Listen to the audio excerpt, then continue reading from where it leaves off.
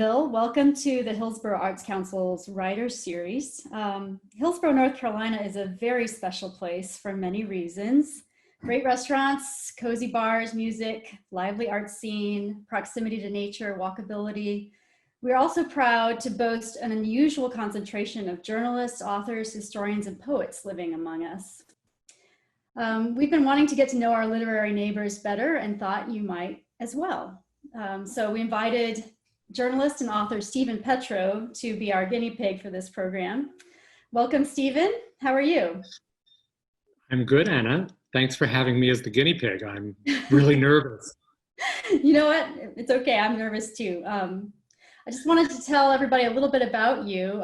Stephen, you're best known for your Washington Post and New York Times essays on aging, health, and civility. You're also an opinion columnist for USA Today, where you write about civil discourse and manners.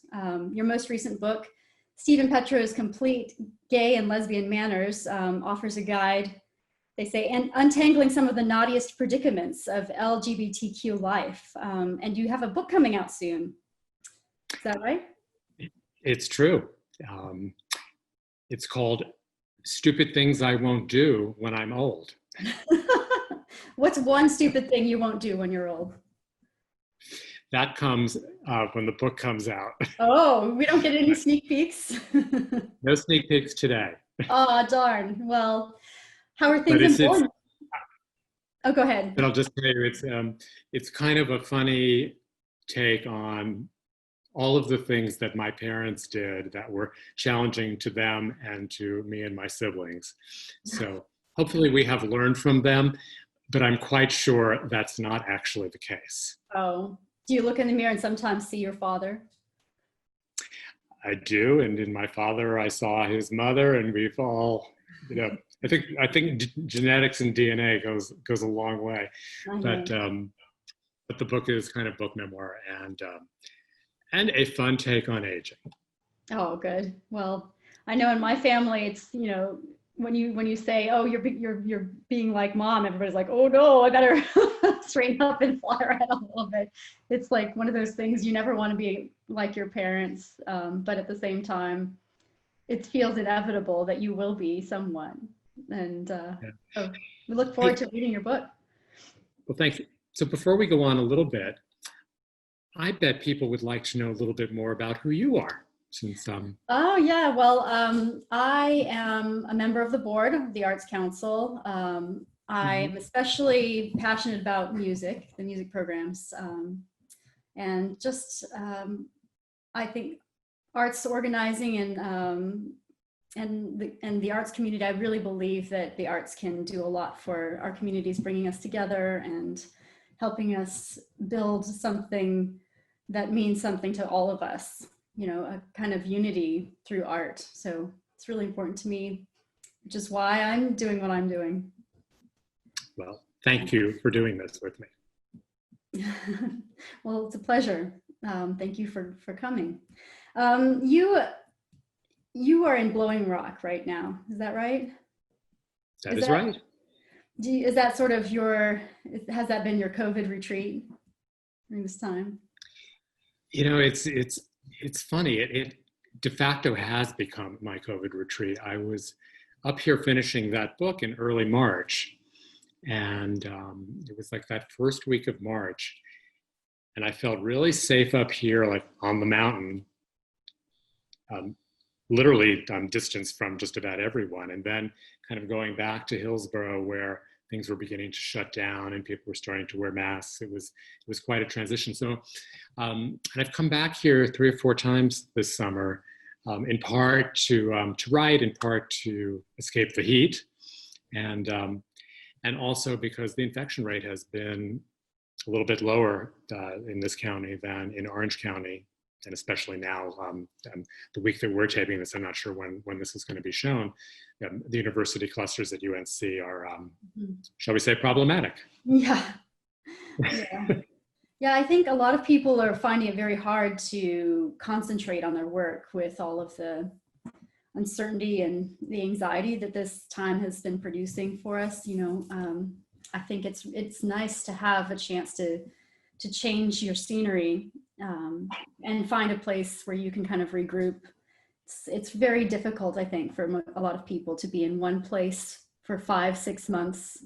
I don't know. How have you been dealing with all of the anxiety and the uncertainty? That's a really good question. And, I know that, many of my friends in town, we feel really fortunate to have, the kind of open spaces that we do, to be able to be outside, to walk. Friends that we all have in different communities, in urban centers, they don't have those kind of opportunities. The racial disparities of this pandemic also are stark and really scary and horrifying. So, whatever amount of claustrophobia and cabin fever I have, I have to put it into context that, I'm a lucky person, and many of us are lucky in that way. That being said, I've had some colleagues who are in New York who have passed from COVID, and some friends of my parents. So it's a very real thing, and we can miss that in our day-to-day lives. And I think it's important to remember that, because 170,000 Americans is really a number that we can't even get our brain around.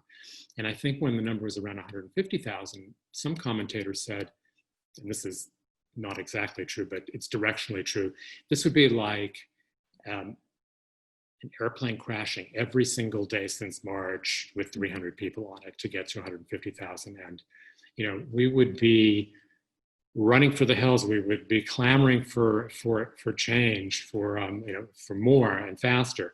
But there's a complacency also about this that I find equally frightening, and and a little bit of an entitlement in the wealthier communities, in the wider communities, knowing that we have access to healthcare, knowing that the likelihood of infection is probably lower and in our circles. And so I think we need to be aware of those differentials as we go day by day.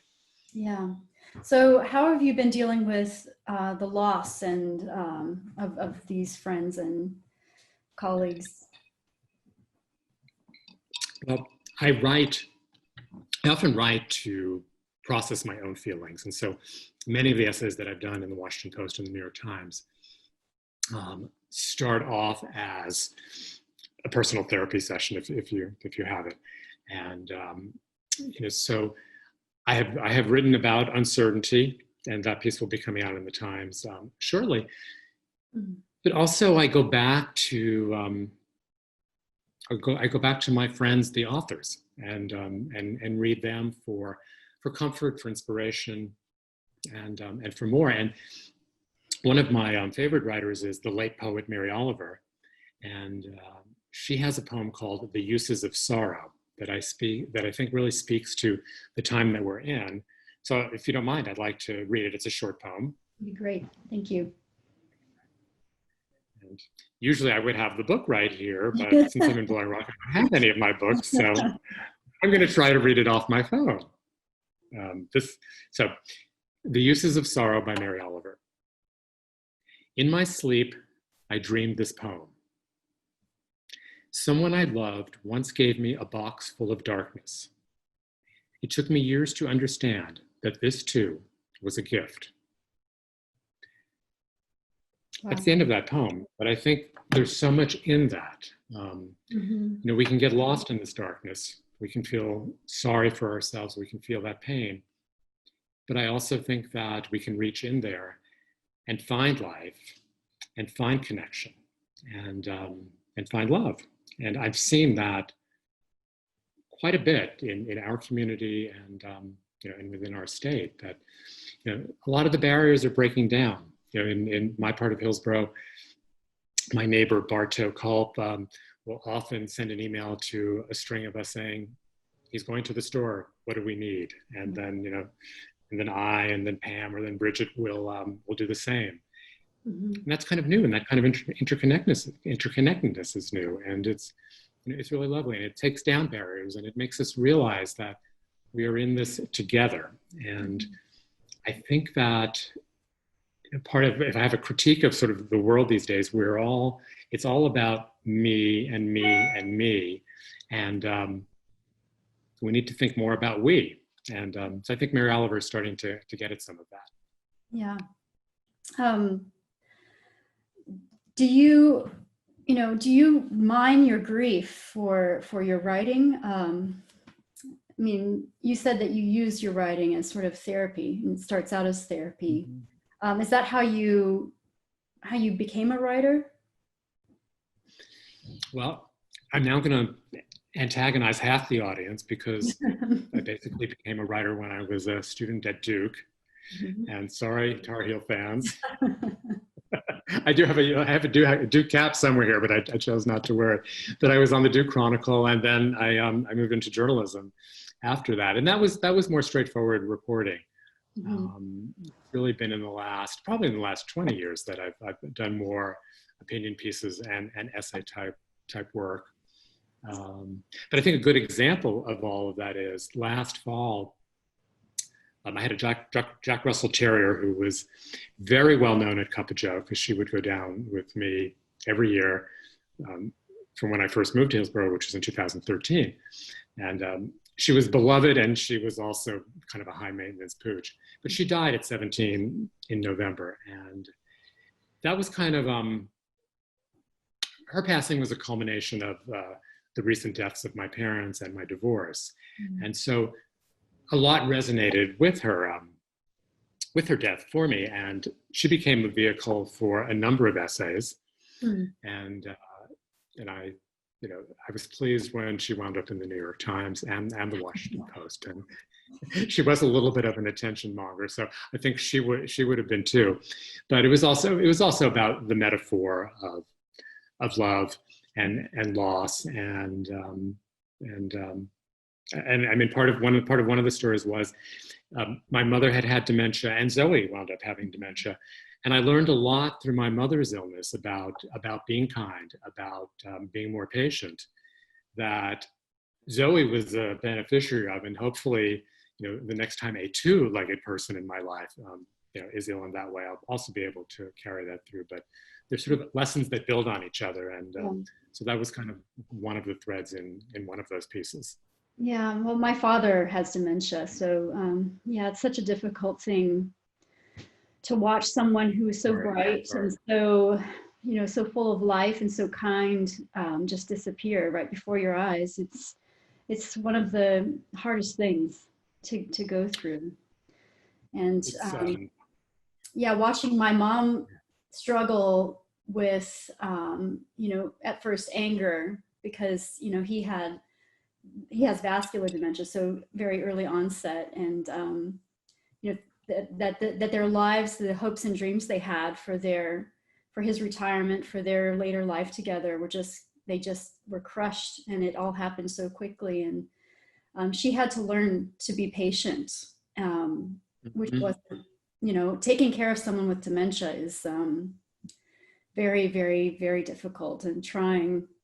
And it's I really admire people who are willing and are able to take care of their loved ones through that. And I think also people are having to be, patience is being tested all over the place now, because we're all at home. We're all people are being forced to take care of their children, when they might have had others taking care of their children before, or they were in school. So now school. Yeah, and now they're not in school anymore. So there's much. I think we're all growing quite a bit now. Well, I'm really sorry about your parents, and and I also think that is, from my own time with my mother and her illness, as painful as that was, and a struggle that it was for her and it was for our family. I think that we also found a deeper level of closeness in that. Mm-hmm. And, it was interesting. And it was upsetting to sort of change roles because a parent had always been the parent, and the kids were the kids, and now we were the caretakers, and we were sort of acting. We were the ones who were supposed to be acting, in the responsible way and taking care of her, and so those role reversals were meaningful and really impressed upon me the weight of that kind of responsibility, and brought us closer. And I learned, I did learn a good deal about patience after I got over some of my anger and my disappointment, and where was my mom? Where was she going? I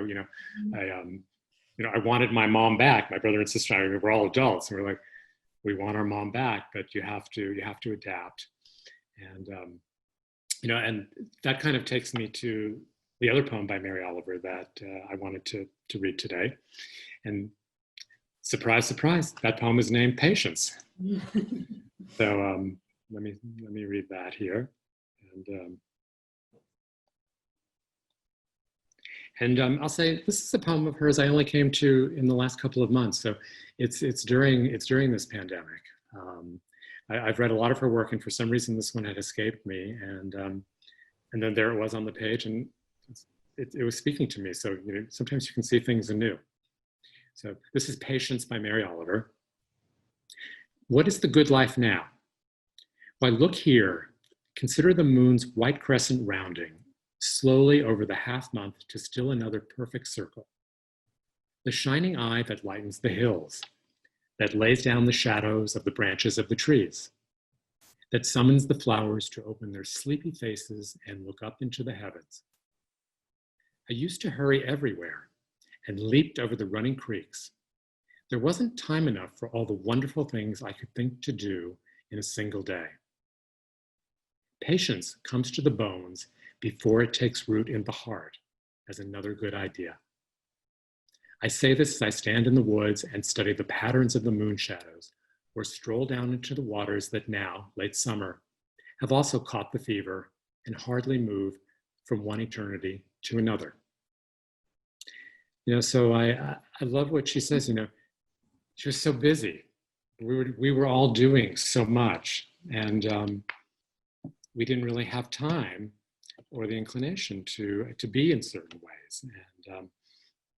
And I know that we're all looking forward in many ways to doing and being again, but again, there are things that we can learn during this time, and new ways that we can see and experience, and try to take them with us. And I know that whenever it is that this pandemic ends and we can be out and about, I want to try to take some of the lessons that I've learned during these months or years, however it turns out to be, and incorporate them in. And patience and some amount of quietude will be two of them, and also I think a greater degree of kindness, because that is the other theme that I've seen in our town and around. Yeah. Wow, Stephen. Do you think that this time of reevaluating priorities and finding quietude do you think it will change any attitudes that you held previously towards maybe people that you find difficult or disagree with? How can we apply some of the positive lessons we've learned to the real world when we go back? Because it's easy to think these deep thoughts and imagine ourselves becoming better people when we're all alone inside our little cloistered homes and in our serene environments. But how do we adjust to life when it starts up again? Yeah, I guess the first thing I would say, Anna, is that these months are also real life. Mm-hmm. This is our new normal. This is it. And remember, years ago, I had moved to New York City for a job, and I hated living there. And I just couldn't wait to get back to the Bay Area, San Francisco, where I was living. And I rushed through those 2 years, keeping my eye on the future. And I kind of missed those 2 years in a sense because I wasn't present. So I think it's important, that we look at the time that we're in as this is real, and we're not just in our homes. You're doing a wonderful volunteer thing. Our behind the scenes producer Tori is with the Arts Council. We're helping people. We're volunteering. There's the urban garden that's happening.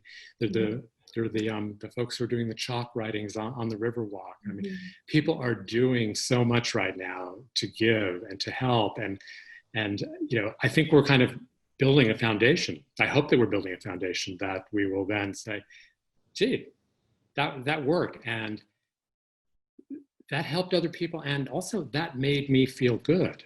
And there's a psychologist at Stanford who talks about sort of the viral nature of kindness. And he was talking about it that way before this virus, before the pandemic. But his theory, which he's tested, is that if I do something nice for you, and then you do something nice for Tori, this is going to have like this ripple effect because it changes us. And it might not be the same thing that I do for you or you do for her, but we want to give, and we sort of ignite our better selves. And so I'm seeing so much of that, and I'm sure you are too. So I hope that we stay ignited, when we go back to the other normal or the new normal. Yeah, me too. It's hard to know though. Well, thank you so much, Stephen, for joining us on this on the Hillsborough Arts Council Writers Program today. We really appreciate your time. Before we say goodbye, I'd like to offer the community a little writing prompt. In a poem, short essay, or short piece of prose, feel free to share with us the ways in which this moment has put your patience to the test. You can submit your responses to hillsboroughartscouncil.org/writes. They will be posted for a couple of weeks between episodes. You can visit our website for more details and submission guidelines. If you enjoyed this program today, please consider making a donation to the Arts Council and helping us keep the arts alive in our wonderful town. Thank you so much for joining us, Stephen. Can I just say thank you, Anna, thank you, Tori, and also to echo your call for donations.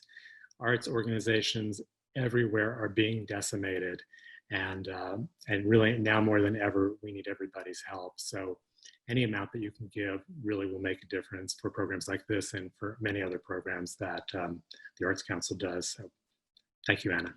Thank you, Stephen. Take care and see you soon. Bye-bye. Okay.